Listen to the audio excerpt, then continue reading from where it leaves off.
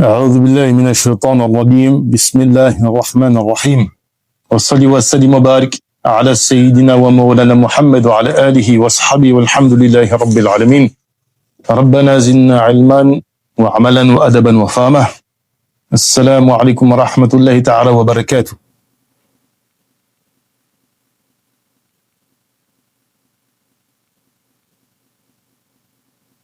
Alhamdulillah.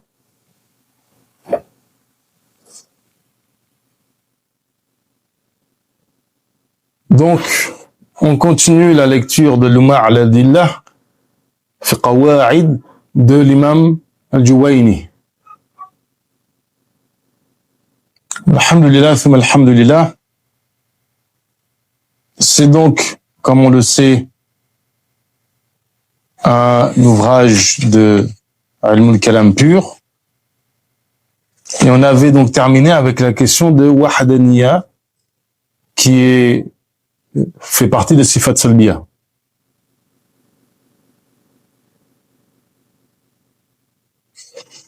On va donc maintenant aborder, dans ce troisième chapitre, le septième sous-chapitre, qui est le fait que Allah Ta'ala, As-Sani' et Alim, bi'ilmi, par un sifa ma'ani qui est l'ilm, qu'il est qadir, biqudratihi, par une puissance qui est un sifat ma'ani azali, et il est al-hayy, pareil, par une vie qui est azali.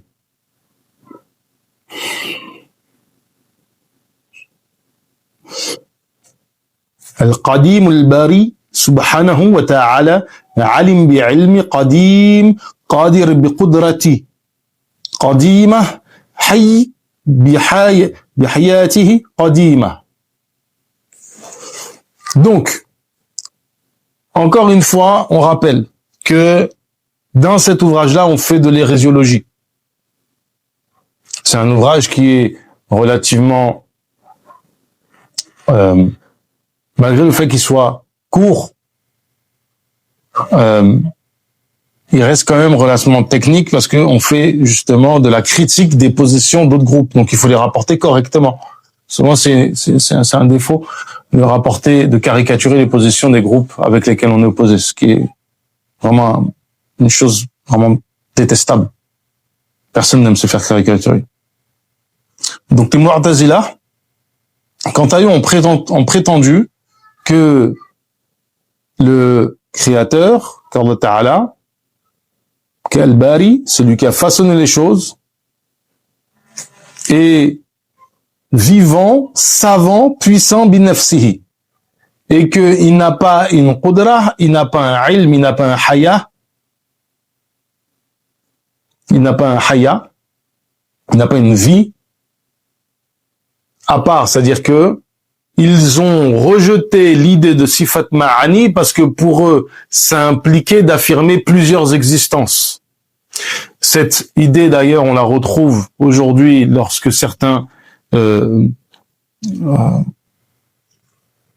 polémistes chrétiens qui veulent débattre avec les musulmans, qui ont un certain niveau, notamment quand on va voir ça de la part de certains catholiques ou de certains orthodoxes.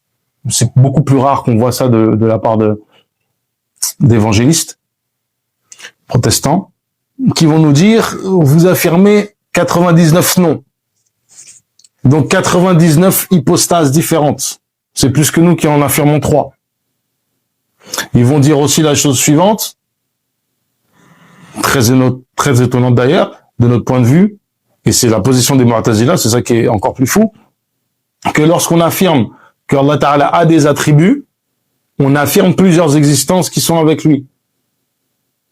Or, il existe un seul être qui a une seule, alors j'ai toujours du mal à utiliser le mot existence, vous le savez, qui a une seule existence et que cette existence-là a plusieurs attributs.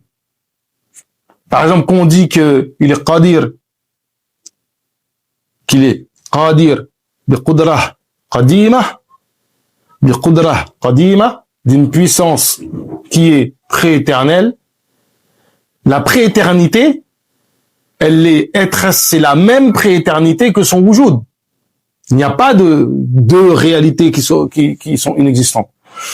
Et quand on parle des sifat ma'ani, on dit qu'ils sont ni lui, ni autre que lui, parce qu'ils ont la même existence, mais du fait qu'il y a le zat, ce qui fait qu'Allah Ta'ala est ce qu'il est, et qu'il y a de l'autre côté ses attributs, donc deux notions rationnellement différentes, on affirme les deux vérités. Or, il est rationnellement établi que ce par quoi une chose est connue est appelé science. Donc ici, on est sur l'argumentation rationnelle. C'est-à-dire que ce qui nous permet de connaître une chose, c'est quoi? C'est la science. Ce qui nous permet de connaître une chose, c'est la science. Si le Créateur connaissait les choses par son essence, alors son essence serait identifiée à la science. Il y aurait une confusion entre les deux principes. Pourtant, tout ce qui entoure un objet et le cerne complètement est une science. Donc, il ne convient pas d'affirmer que Allah Ta'ala est sachant par son être et de nier le fait que son être est un attribut qui est la science. Car cet attribut qui est la science est l'attribut par lequel les choses sont perçues. Tout simplement. Les Mu'tazila, après avoir nié les sifat ma'ani,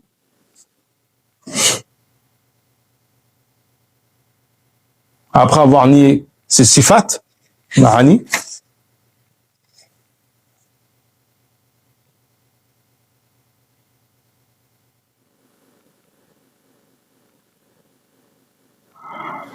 on est à moins affirmé qu'il est vivant, omniscient et omnipotent. Donc ils ont affirmé les sifat ma'anawi, c'est-à-dire que si vous voulez, les sifat ma'anawi, c'est l'idée des ahwal, c'est-à-dire que on affirme qu'il a le ilm, mais entre le ilm et l'objet connu, il y a un état qui n'est ni existant ni non existant. Parce que, une fois l'objet connu, on n'est plus dans cet état-là. La chose est connue. On pourrait parler, si vous voulez, de potentialité. Ce qui est potentiel, c'est ni existant ni non existant. C'est une notion mentale. C'est une information nouvelle. L'exemple que prend l'imam Juwayni au sujet des ahwal dans son Kitab al-Irshad, c'est l'exemple suivant, c'est si vous prenez une étendue, une essence, prenez n'importe quel, par exemple un liquide, et qu'il est étendu. En fait, ce qu'il dit, c'est que le fait de savoir qu'il y a une substance, c'est une information. Le fait de savoir que la substance est étendue sur une surface, c'est une deuxième information. Donc c'est comme ça qu'il démontre en fait l'existence des ahwal.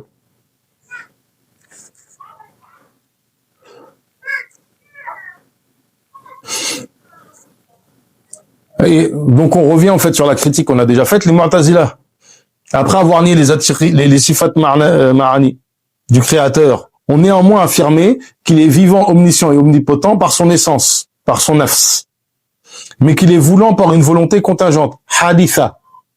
On a expliqué pourquoi ça posait problème. Or, si quelqu'un renversait leur logique et prétendait que le Créateur est omniscient d'une science contingente et voulant par son essence, il ne trouverait aucune distinction rationnelle entre cette affirmation et ce qu'ils soutiennent eux-mêmes. Donc ici, c'est une critique en fait de leur position.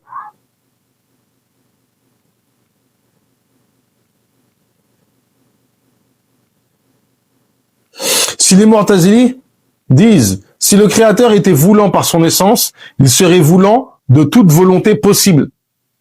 Comme, selon ce que eux disent, le fait qu'il est omniscient par son essence implique qu'il connaît tout ce qui est connaissable. Nous répondons, cette affirmation est invalide dans votre propre système défectueux, dans vos raisonnements incorrects, car selon vous, l'omnipotence divine est une qualité inhérente à son essence, et pourtant il ne serait pas capable de tout. Il ne serait... Vous limitez selon votre vision la capacité du créateur en affirmant qu'il ne peut intervenir sur les actes des créatures.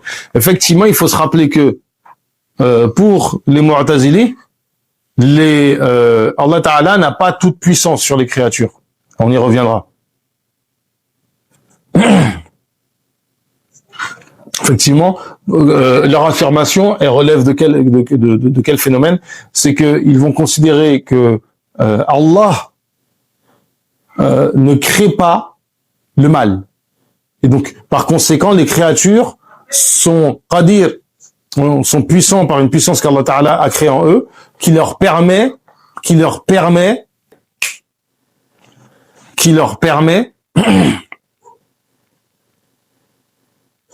d'agir et d'échapper à la toute-puissance divine.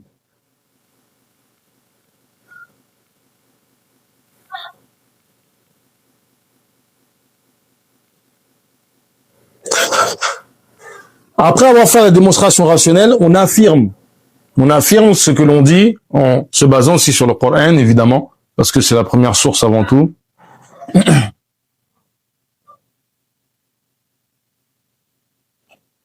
Où il nous dit qu'aucun fruit ne sort de son enveloppe sans aucune femelle ne porte ne met bas sans qu'il le sache.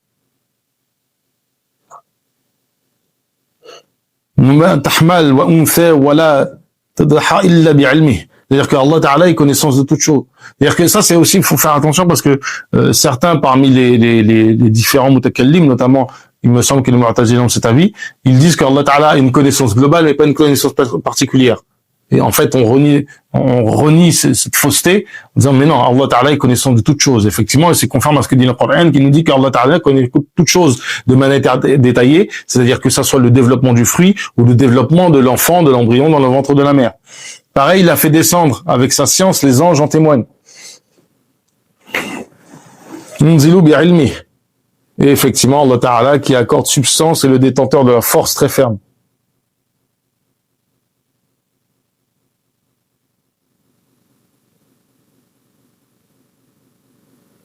Allah latif bi ibadihi yarzuqu man yasha wa huwa al-qawi al-aziz. C'est Allah Ta'ala est détenteur de la toute puissance. Dans ce dernier verset, Allah Ta'ala s'attribue la force qui est interprétée unanimement par les mufassirin comme sa qudra, son omnipotence. En fait, ici, al-quwwa wa hiya al-qudra bittifaq al-mufassirin.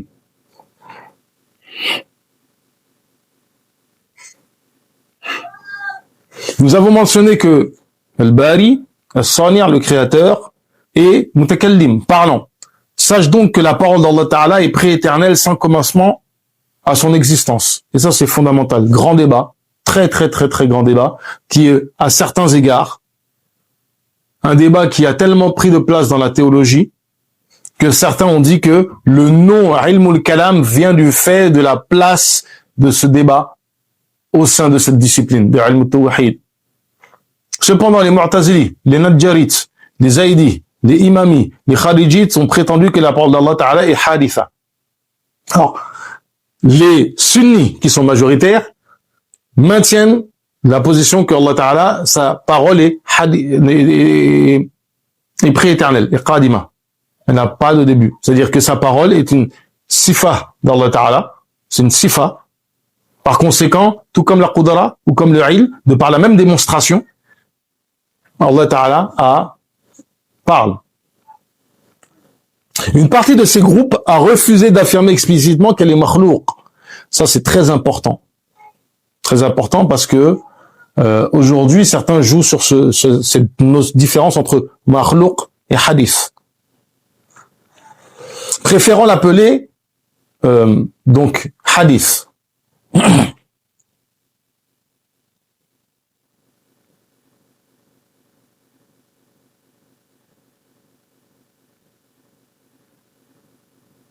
Préférant l'appeler hadith. Tandis que les générations ultérieures, donc les mutaakhirin min al-mu'tazilah, ont affirmé ouvertement qu'elle est créée. Donc en fait, le fait de dire que kalmullahu makhlouq, en vérité, c'est un petit groupe parmi les mu'tazilah qui ont eu autorité et qui ont mis cela en avant. Ça implique quoi? Ça implique que il existe un avis aujourd'hui qui est donné par certains qui disent que la parole d'Allah est certes prééternelle, elle est qadim, elle n'a pas de début, mais que le Coran lui est hadith. Et qu'on leur dit, mais ça c'est la position des Mu'tazila, ils nous disent non, parce que les Mu'tazila disent makhlouq et non des hadith. Ben, désolé, en fait vous dites effectivement ce que disent les Mu'tazila. Parce que les Mu'tazila disent pour une bonne partie, non négligeable, et pas que eux en réalité, on prend comme on vous a dit, les Zaïdis, les Imami, les Khariji, disaient que la parole d'Allah Ta'ala est hadith. Alors il ne se limitait pas au Coran, contrairement à vous justement. Rappelez que la notion de hadith, c'est la notion de ce qui est émergent. Notre frère Saïf Abbas a traduit hadith par contingent. On ne le rejoint pas sur cette traduction parce que contingent, c'est ce qui est possible ou pas. En fait, c'est le mumkin, c'est la possibilité rationnelle. Ce qui peut être ou ne pas être. Donc, quelles sont les preuves du fait que la parole d'Allah Ta'ala est qadim? Tous s'accordent sur le fait qu'Allah Ta'ala est parlant, mutakallim, tous, sans exception, par une parole. Or, si cette parole est contingente, haditha, il ne pourrait exister que l'un des trois cas suivants. Bon, yaqum bi dhati, donc elle est établie dans le zat d'Allah Ta'ala. Elle résiderait dans un corps parmi les corps créés. Elle n'aurait aucun substrat, aucun mahal, aucun support qui permet en fait de percevoir ce kalamullah. Les trois hypothèses, c'est quoi le problème? Parce qu'on répète. Si elle est haditha, il y a ces trois possibilités-là. La parole ne peut résider dans l'être d'Allah Ta'ala. Pourquoi? Parce que si elle est haditha, il y aura en fait un tasalsul. Il y aura les événements, donc haditha, ne peuvent résider dans le zat d'Allah Ta'ala. Car cela impliquerait que son zat serait sujet au huduf. Il y aurait un tasalsul, c'est-à-dire une continuité d'émergent dans le zat d'Allah Ta'ala. Et ceci est inadmissible, conformément à ce qu'on a dit au sujet de la wahdaniya fi zat. Et aussi, lorsqu'on a démontré la nécessité rationnelle que Allah Ta'ala est et qu'il est le créateur de toutes choses. Or, ce qui est affecté par des émergences est lui-même émergent, ce qui est impossible pour Allah Ta'ala. Ça, c'est une chose qu'on a déjà dit au préalable. La parole ne peut résider dans un corps. Si la parole d'Allah Ta'ala résiderait dans un corps, alors ce corps serait le véritable locuteur. C'est logique. C'est-à-dire que moi je parle. En fait, je ne parle plus et ma parole à moi, en fait, je la transfère en fait chez quelqu'un d'autre. C'est comme si, on va prendre l'exemple suivant. Moi, je dis à une personne, dis à un tel ceci. D'accord, c'est mon information, certes, mais la parole, le discours, c'est pas moi. Qui a donné le discours? C'est la personne qui l'a transmis. Qui est-ce qui a été entendu? C'est pas moi, c'est la personne qui l'a transmis. C'est ça, en fait, qu'il faut, ici. La parole ne peut exister sans substrat, mahal. La parole est une qualité parmi les qualités, donc c'est ma'ani, sifat ma'ani, et il est rationnellement impossible qu'une qualité existe indépendamment d'un support. Parce qu'en fait, les sifas sont, à certains égards, équivalents aux accidents. La différence étant qu'une sifa peut être prééternelle. Un accident, c'est impossible. C'est-à-dire qu'une sifa, une caractéristique, n'existe pas en elle-même. Rappelez-vous les différentes définitions des a'rad, des accidents, avec une chose essentielle, c'est que c'est émergent, c'est un début. Là où, effectivement, pour les sifas, elles ne peuvent exister sans un mahal, sans un support.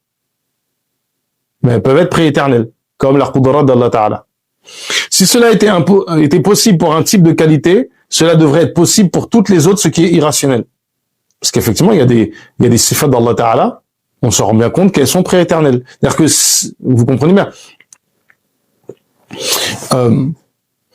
si c'était possible pour une d'exister indépendamment d'un support, ça serait possible pour les autres, ce qui n'est pas le cas. Ainsi, il est établi que la parole d'Allah Ta'ala est éternelle, sans commencement et inhérent à son dhat, échappant aux caractéristiques des contingences, des émergences et des créations. Alhamdulillah Rabbil Alamin. Et on va rester un petit moment sur la parole. On va aller encore sur la nature de la parole et sur les divergences qu'il peut y avoir à ce sujet. Et on va réfuter certaines erreurs de compréhension de la part de certains de nos frères sur Kalamullah, sur la notion de ce qu'on appelle Kalamun Nafsi, etc. ربنا زدنا علما وعملا وادبا وفهما وهب لنا اكرام في التلاوه وخيرا كثيرا منك والحلاوه وصلي وسلم وبارك على سيدنا ومولانا محمد وعلى اله وصحبه والحمد لله رب العالمين.